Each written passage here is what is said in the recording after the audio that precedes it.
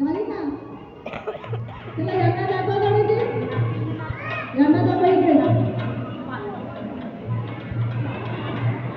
hello